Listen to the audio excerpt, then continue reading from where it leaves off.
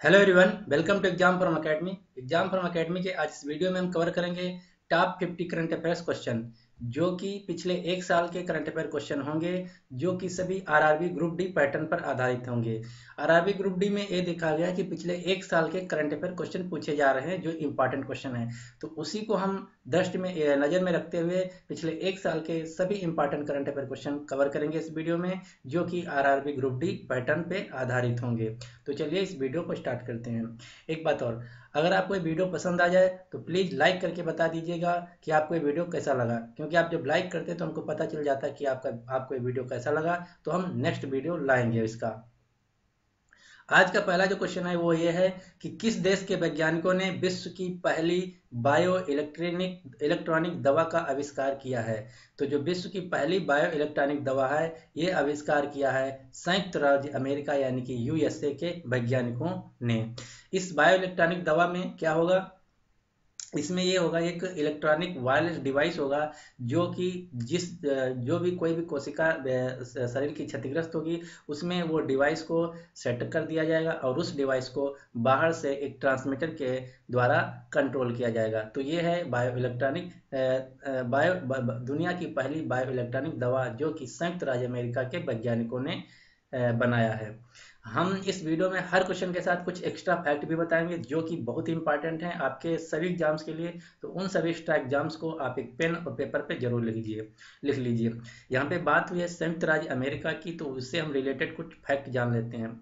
संयुक्त राज्य अमेरिका के जो वर्तमान में संयुक्त राज्य अमेरिका के वर्तमान में जो राष्ट्रपति हैं उनका नाम है डोनाल्ड ट्रंप। और ग्रुप डी में बहुत बार क्वेश्चन आ चुका है कि संयुक्त राज्य अमेरिका के जो विदेश मंत्री हैं उनका क्या नाम है। तो जो संयुक्त राज्य अमेरिका यानी कि अमेरिका के जो विदेश मंत्री हैं उनका नाम है माइक पोम्पियो। ये आपको याद रखना अगर आप ग्रुप डी का एग्जाम देने जा रहे हैं कि संयुक्त राज्य अमेरिका के विदेश मंत्री कौन है, तो उनका नाम है माइक पोम्पियो। ये 2 से 3 बार आरआरबी ग्रुप डी में आ चुका है।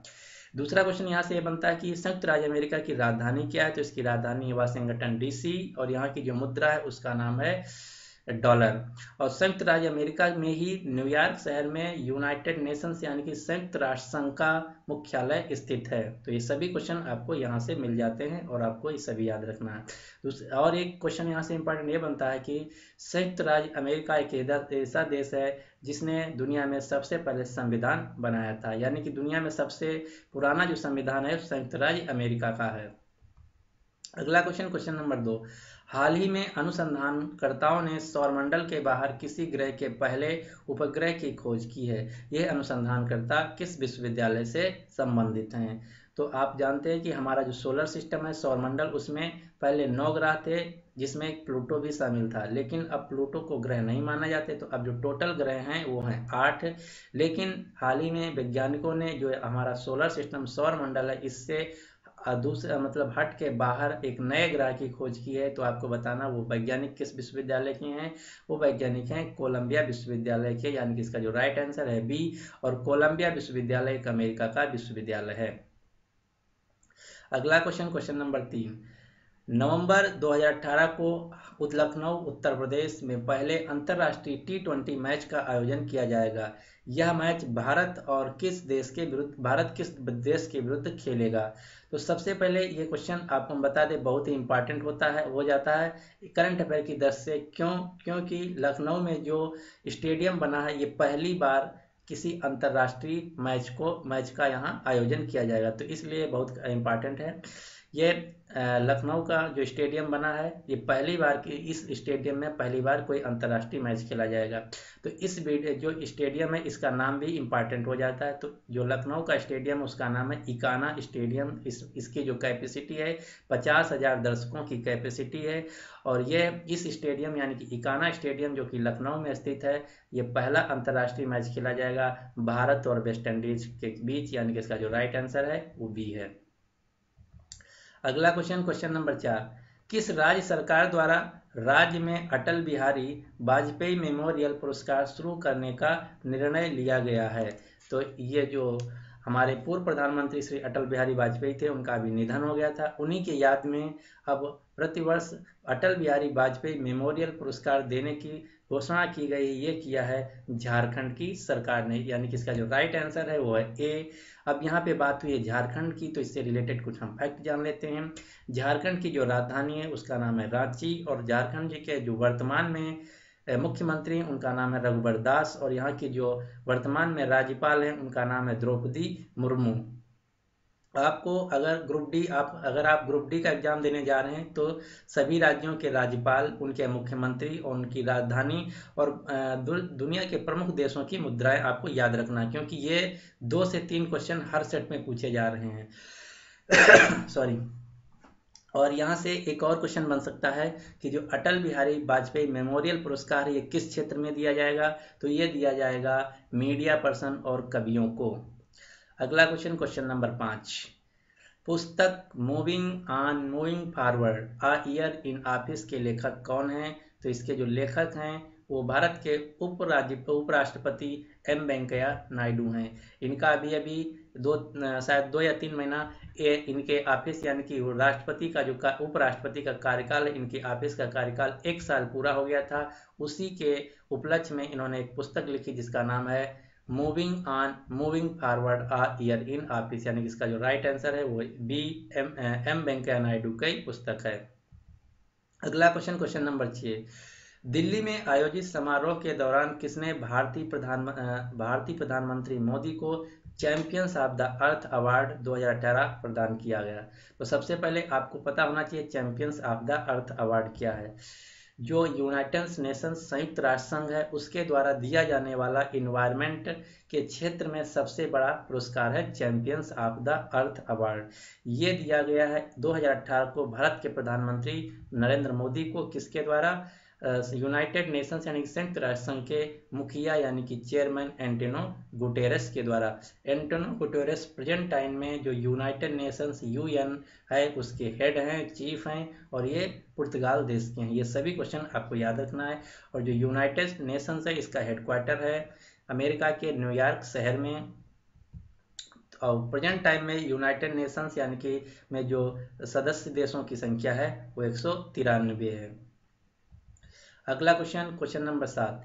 पुरुष हॉकी विश्व कप के लिए मैस्कॉट जिसको बोलते हैं शुभंकर के रूप में किसे चुना गया है? तो सबसे पहले आपको पता होना चाहिए कि पुरुष हॉकी विश्व कप जो है वो इस साल 2018 में नवंबर से दिसंबर के मध्य खेला जाएगा भारत के शहर भुवनेश्वर, उड़ीसा, भारत के शहर भुवनेश्वर में कलिंगा स्टेडियम में। तो ये क्वेश्चन बहुत इंपॉर्टेंट आपको याद रखना है, क्योंकि पुरुष विश्व हॉकी कप है ये 2018 में 24 नवंबर से 14 से दिसंबर के बीच उड़ीसा के भुवनेश्वर शहर में कलिंगा स्टेडियम में खेला जाएगा। तो इसका जो शुभंकर चुना गया है वो चुना गया है टर्टल ओली, यानी कि इसका जो राइट आंसर है वो है ए।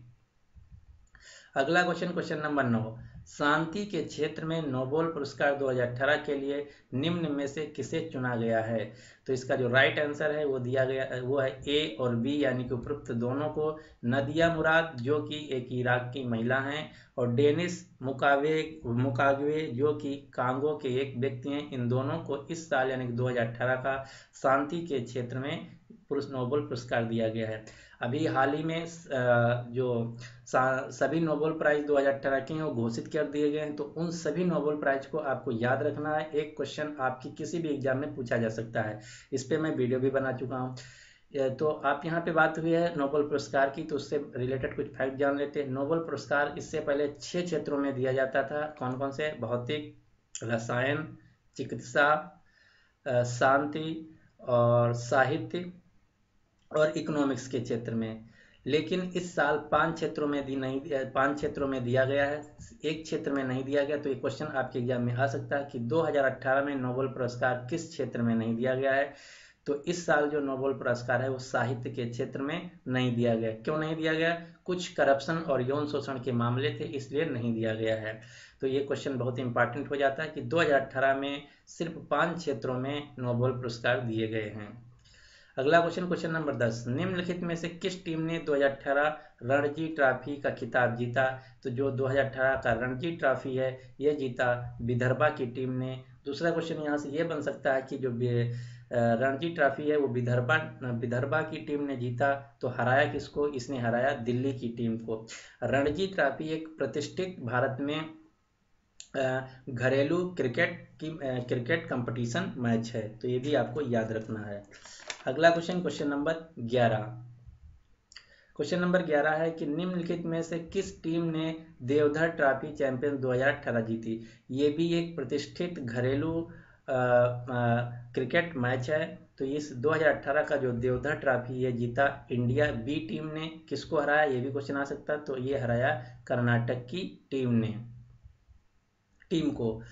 तो अगला क्वेश्चन, क्वेश्चन नंबर 12। राज्यसभा के नए उपसभापति निर्वाचित किए गए हैं। तो आपको बताना कि जो राज्यसभा के नए उपसभापति निर्वाचित किए गए हैं वो कौन है। वो हैं हरिवंश नारायण सिंह, यानी कि इसका जो राइट आंसर है सी। ये जो हरिवंश नारायण सिंह हैं ये बिहार से राज्यसभा सांसद हैं। ये जो नीतीश की पार्टी है जनता दल, उस पार्टी से संबंधित हैं। यहाँ पे बात हुई है राज्यसभा की, तो राज्यसभा से हम रिलेटेड कुछ फैक्ट जान लेते हैं।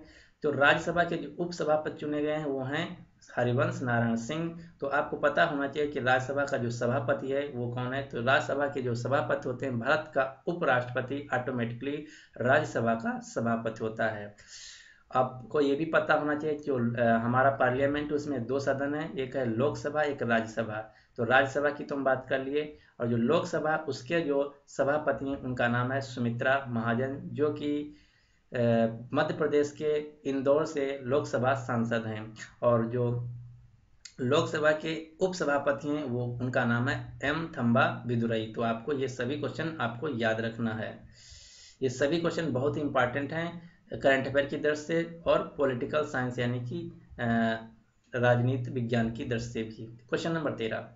यूएस ओपन मोस्ट इंपॉर्टेंट, हर सेट में आपको यूएस ओपन, फ्रांस ओपन या ऑस्ट्रेलिया ओपन से एक क्वेश्चन जरूर मिलेगा। तो उसी में से एक क्वेश्चन है, तो आपको ये रट जाना एकदम। यूएस ओपन ग्रैंड स्लैम 2018 का महिला एकल खिताब नाओमी ओसाका ने किसे पराजित कर जीता। यानी आपको बताना कि यूएस ओपन 2018 जो ग्रैंड स्लैम है वो नाओमी ओसाका ने जीता। इसने किसको हराया, तो इसने हराया फाइनल में सेरेना विलियम्स को। यहाँ से दूसरा क्वेश्चन ये बन सकता है कि सेरेना विलियम्स किस देश की खिलाड़ी हैं। तो ये हैं अमेरिका देश की खिलाड़ी, और नाओमी ओसाका जो हैं वो जापान की खिलाड़ी हैं। और जो ग्रैंड स्लैम होता है वो टेनिस के खेल हैं, यानी कि टेनिस में ग्रैंड स्लैम होता है। अगला क्वेश्चन नंबर 13 के बाद 14 आना चाहिए, सॉरी ये काउंटिंग गलत हो गया। 14, क्वेश्चन नंबर 14 कि 27वें सरस्वती सम्मान के लिए किसे चुना गया है। तो 27वें सरस्वती सम्मान के लिए चुना गया है या वितरित कर दिया जा चुका है। तो ये 27वां सरस्वती सम्मान है, ये दिया गया है सीतांशु यशचंद्र को, यानी कि इसका जो राइट आंसर है ये है सी। अगला क्वेश्चन नंबर 15। 2018 का मैन बुकर इंटरनेशनल प्राइज किसे प्रदान किया गया है। तो जो 2018 का इंटरनेशनल मैन बुकर प्राइज है वो दिया गया है ओल्गा टोकार्जुक को। मोस्ट इंपॉर्टेंट क्वेश्चन, क्योंकि ये जो साहित्य होता है, साहित्य के क्षेत्र में नोबेल प्राइज के बाद सबसे बड़ा जो प्राइज होता है वो होता है मैन बुकर प्राइज। तो इस साल यानी 2018 का जो मैन बुकर इंटरनेशनल प्राइज है वो दिया गया है ओल्गा टोकार्जुक को। यहाँ से दूसरा क्वेश्चन ये बन सकता है कि इनके किस की पुस्तक के लिए दिया गया है। तो इनकी एक नावल आई थी जिसका नाम था फ्लाइट्स, उसी के लिए दिया गया है इस साल यानी कि 2018 का मैन बुकर प्राइज। ओल्गा टोकार्जुक को 2018 का मैन बुकर इंटरनेशनल प्राइज दिया गया है इनकी नावल फ्लाइट्स के लिए। इनकी नावल का नाम था फ्लाइट्स, ये भी आपको याद रखना है। अगला क्वेश्चन, क्वेश्चन नंबर 16। हाल ही में संपन्न फेमिना मिस इंडिया 2018 के खिताब की विजेता कौन है। तो इसकी जो विजेता हैं वो हैं सी, यानी कि अनुकृति व्यास। 2018 का मिस इंडिया खिताब जीता अनुकृति व्यास ने। क्वेश्चन नंबर 17, और हम कहेंगे कि इस वीडियो का मोस्ट इंपॉर्टेंट क्वेश्चन ये है, क्योंकि इस वीडियो में मैंने इस क्वेश्चन में 7 से 8 कवर किए हैं, क्वेश्चन किए हैं। और आप अगर किसी भी ग्रुप डी का एग्जाम सेट उठा के देख लीजिए तो दूसरे तीसरे सेट में आपको इसी क्वेश्चन नंबर 17 से एक क्वेश्चन जरूर मिलेगा। इस क्वेश्चन नंबर 17 में मैंने 6 से 7 क्वेश्चन कवर किए हैं।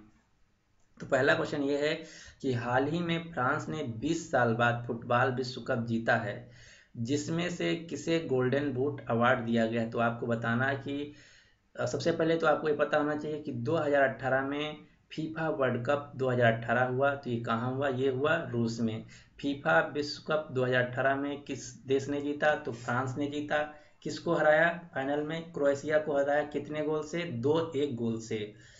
तो आप क्वेश्चन ये है कि जो इस साल का फीफा यानी 2018 का फीफा हुआ वो, तो उसमें गोल्डन बूट किसे दिया गया? तो गोल्डन बूट उस व्यक्ति को, खिलाड़ी को दिया जाता है जो सबसे ज़्यादा गोल करते हैं। तो गोल्डन बूट का अवार्ड दिया गया हैरी केन को, जिन्होंने 6 गोल, सबसे ज़्यादा गोल किए थे। ये इंग्लैंड के खिलाड़ी हैं।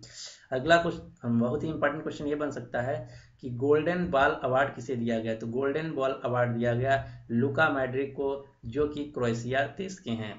अगला क्वेश्चन, गोल्डन ग्लव्स अवार्ड किसे दिया गया? तो गोल्डन ग्लव्स अवार्ड दिया गया थिबाउट कोर्टिस को, जो कि बेल्जियम के खिलाड़ी हैं। अगला क्वेश्चन ये बन सकता है कि young player of the year का अवार्ड किसे दिया गया? तो ये दिया गया केल्विन एम्बापे को, जो कि फ्रांस के हैं। अगला इंपॉर्टेंट क्वेश्चन ये बन सकता है कि फीफा फेयर प्ले ट्रॉफी किसे दिया गया? तो ये दिया गया स्पेन की टीम से। एक और क्वेश्चन इंपॉर्टेंट ये बन सकता है कि जो फीफा 2018 हुआ, इसके अगले 4 साल बाद फीफा वर्ल्ड कप कहाँ आयोजित किया जाएगा? तो जो अगला फीफा वर्ल्ड कप होगा 2022 में होगा, वो कतर देश में आयोजित किया जाएगा। उसके बाद फीफा 2026 में होगा। फीफा वर्ल्ड कप 2026 3 देशों में खेला जाएगा। आपको याद रखना, अमेरिका, कनाडा और मैक्सिको, इन 3 देशों में फीफा 2026 खेला जाएगा। क्वेश्चन नंबर 18, हाल ही में किस भारतीय को आईसीसी हॉल ऑफ फेम में शामिल किया गया है? तो आईसीसी हॉल ऑफ फेम में जो शामिल किया गया है वो भारत के क्रिकेटर राहुल द्रविड़ को शामिल किया गया है। अभी तक आईसीसी हॉल ऑफ फेम में सिर्फ भारत के 4 खिलाड़ी थे, अब ये 5वें खिलाड़ी बन गए हैं। अगला क्वेश्चन नंबर 19, और आरआरबी ग्रुप डी के दृष्टि से मोस्ट इंपॉर्टेंट, क्योंकि आरआरबी ग्रुप डी में और एएलपी दोनों में ये कम से कम अब तक के 20 बार, सभी सेटों को मिला के 20 से ज़्यादा बार क्वेश्चन आ चुका है कि आईपीएल 2018 की विजेता टीम कौन रही? तो 2018 को जो आईपीएल था वो जीती थी चेन्नई सुपर किंग्स ने। तो ये मोस्ट इंपॉर्टेंट क्वेश्चन है। अब तक की रेलवे ग्रुप डी और एएलपी की सभी सेटों को मिला के ये 20 से ज़्यादा बार क्वेश्चन आ चुका। तो आपको याद रखना, आईपीएल 2018 का जो विनर थे वो थी चेन्नई सुपर किंग्स। और जो आईपीएल के मालिक हैं, ये भी क्वेश्चन पूछा जाता है कि इस टीम का मालिक कौन है? जैसे केकेआर कोलकाता नाइट राइडर्स के जो मालिक हैं वो हैं शाहरुख खान, और मुंबई इंडियंस के मालिक हैं नीता अंबानी। तो ये सभी उनके जो मालिक हैं वो भी आपको याद रखना है, क्योंकि ये भी क्वेश्चन पूछा जा रहा है। अगला क्वेश्चन नंबर 20, हाल ही में संपन्न 72वीं राष्ट्रीय फुटबॉल चैंपियंस 2018 संतोष ट्रॉफी का खिताब किसने जीता? तो जो 2018 की संतोष ट्रॉफी है, ये खिताब जीता केरल की टीम ने। दूसरा यहाँ से सबसे बड़ा क्वेश्चन ये बनता है, बहुत बार पूछा जा चुका बहुत कई से एग्जामों में, कि संतोष ट्रॉफी किस खेल से संबंधित है? तो संतोष ट्रॉफी फुटबॉल खेल से संबंधित है। और ये भी क्वेश्चन बन सकता है कि फुटबॉल में कितने खिलाड़ी होते हैं? तो फुटबॉल में 11 खिलाड़ी होते हैं। आपको याद रखना, हॉकी, क्रिकेट और फुटबॉल तीनों में 11-11 खिलाड़ी होते हैं।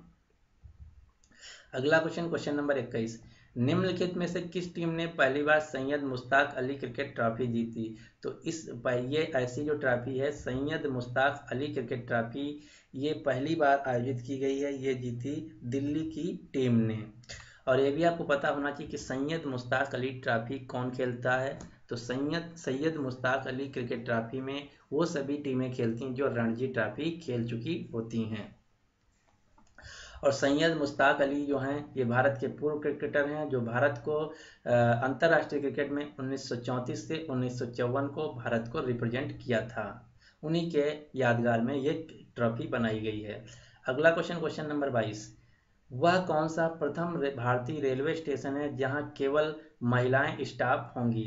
तो ये है मटुंगा रेलवे स्टेशन। तो ये सेंट्रल जोन महाराष्ट्र में मुंबई के पास है। ये भारत का पहला ऐसा रेलवे स्टेशन है जहां केवल महिलाएं स्टाफ होगा टोटल। तो इसकी वजह से इसका नाम लिम्का बुक ऑफ रिकॉर्ड में भी आ चुका है। तो ये क्वेश्चन बहुत ही इंपॉर्टेंट है रेलवे की तरफ से, कि भारत का पहला रेलवे स्टेशन जहां केवल महिलाएं स्टाफ हैं वो है मटुंगा। ये पड़ता है सेंट्रल जोन, भारतीय रेल के सेंट्रल जोन में, महाराष्ट्र में, मुंबई के पास। और इसको लिम्का बुक ऑफ अवार्ड भी मिल चुका है, लिम्का बुक रिकॉर्ड का अवार्ड भी मिल चुका है। क्वेश्चन नंबर 23, महाराष्ट्र सरकार का प्रतिष्ठित लता मंगेशकर पुरस्कार 2018 किसे दिया गया है? तो जो महाराष्ट्र सरकार है उसका जो संगीत के क्षेत्र में सबसे बड़ा प्रतिष्ठित पुरस्कार माना जाता है वो है लता मंगेशकर पुरस्कार। तो 2018 का जो लता मंगेशकर पुरस्कार है वो दिया गया विजय पाटिल को, यानी कि इसका जो राइट आंसर है वो है सी। क्वेश्चन नंबर 24, ऑस्कर पुरस्कार 2018 समारोह में किस फिल्म को सर्वश्रेष्ठ फिल्म का पुरस्कार प्रदान किया गया?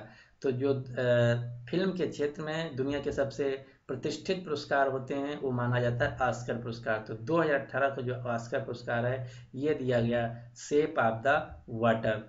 अगर क्वेश्चन आपके एग्जाम में ये आ जाए, क्योंकि 2017 के भी क्वेश्चन आपको देखने के मिल रहे हैं करंट अफेयर के क्वेश्चन, कि 2017 का ऑस्कर पुरस्कार किसे दिया गया, तो 2017 का जो ऑस्कर पुरस्कार था वो दिया गया था थ्री बिलबोर्ड्स आउटसाइड इबिंग मिसूरी।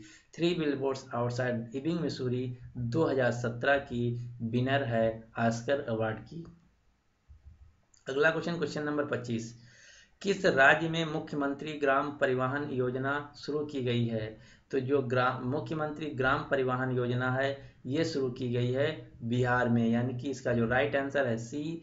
तो अब यहाँ पे बात हुई बिहार की, तो बिहार से रिलेटेड कुछ फैक्ट जान लेते हैं। बिहार की जो राजधानी है उसका नाम है पटना, और बिहार के जो वर्तमान में मुख्यमंत्री हैं उनका नाम है नीतीश कुमार। इनकी पार्टी का नाम है जनता दल।